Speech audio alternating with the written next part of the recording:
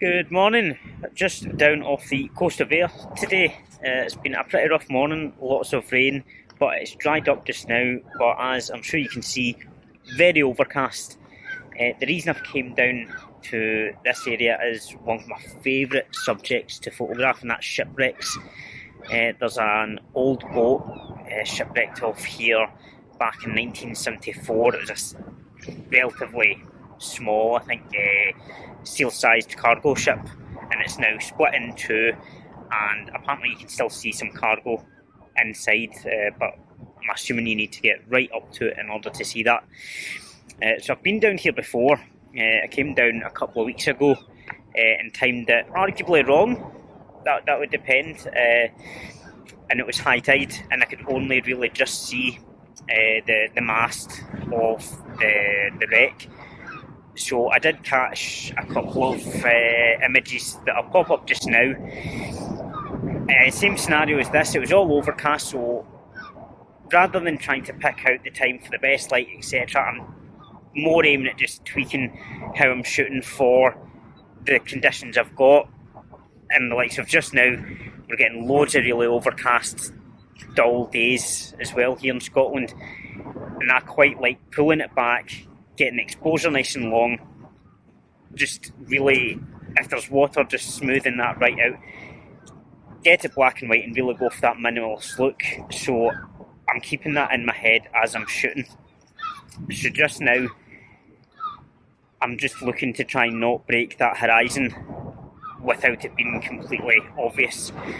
When I say that, I mean I don't want just a single mast popping along with the rest of the subjects below it. So I'm getting right down low in the shot, keeping as much as I can either on the horizon or as close to, so that there's the horizon, the full subject and the horizon, rather than lots of wee objects just breaking that line. Ideally, if I could get high enough, I would have none of it breaking the horizon, just to keep those minimalist lines clean. We'll maybe see about getting the drone out later. It is quite windy just now, and that might allow for that composition. But with the wind, I'll not be able to do that exposure any longer than half a second, if that. So we'll carry on. There's plenty of space to walk about and angle up some different compositions of this. So we'll see what we get.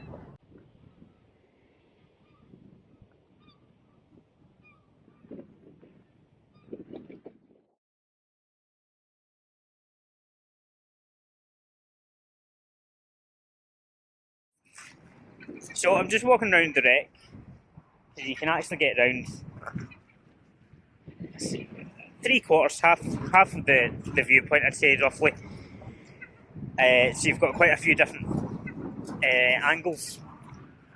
The one thing I'm preferring, this angle here, where you can see the split in the middle and the two separate sections.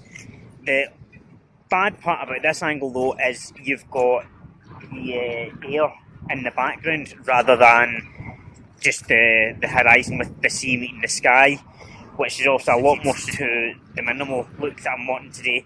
And even just, no offence to air, but from this angle, it's basically an industrial unit that you're catching, so it's really not photogenic at all. Which is unfortunate, because it's definitely the more interesting angle for the wreck. But you can't always have the perfect composition for anything you want, especially when it's nature or wrecks or whatever that you're dealing with. But the benefit of the long exposure is, or even just anything where you're not totally dependent on the light as much, you can just walk around, shoot as many photos as you want.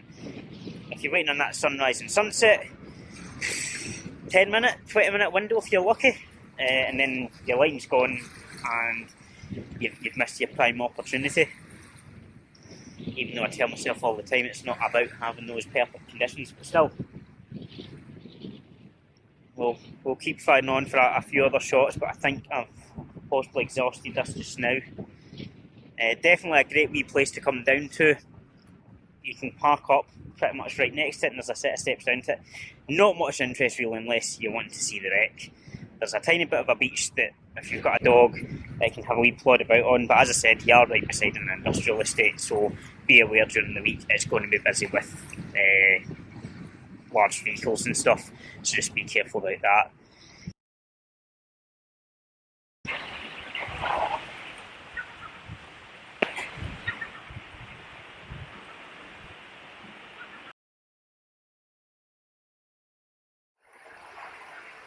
So I had the drone up, had a couple of shots. It's quite windy, so they were quite rushed. We'll see how they come out. I've just swung back round so that I've got the clear horizon, or the clearer horizon behind it, and put the long lens on. And I'm at about 100mm, just zoomed in. There's no foreground, it's just the ship, the horizon line, and the background. I'm struggling to get what I was saying earlier with the ship almost on the horizon, because the tide's starting to come in, and it's coming in really quick. You can only really walk along here at low tide, so I'm very aware. It's only a couple of 100 metres anyway, but I'm just being very conscious that I do need to get back to the car without getting my feet wet, ideally. But as I said, it's a really nice place to come, especially if you're wanting a good wee subject that's not going to take you all day to walk and reach. You can park up pretty much right at it. Whether it's high or low tide, you'll get some compositions.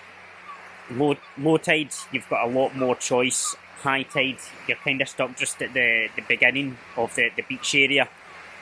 But you do have a couple of old posts from a harbour that you can also utilise. You'll have seen them in the early ones. So it's well worth a wee visit, even if it's just for a wee nosy and a dog walk. I hope this has helped you out, gave you some ideas, maybe some thoughts on just improving some competitions yourself. Hit the wee like button and all that stuff. Instagram's at 4pads, and you've got at dog Leto for the pup as well. But yeah, we'll see you about, and I'm going to try and get back onto sticking these videos up and try and keep improving my own photography game. Cheers, bye bye.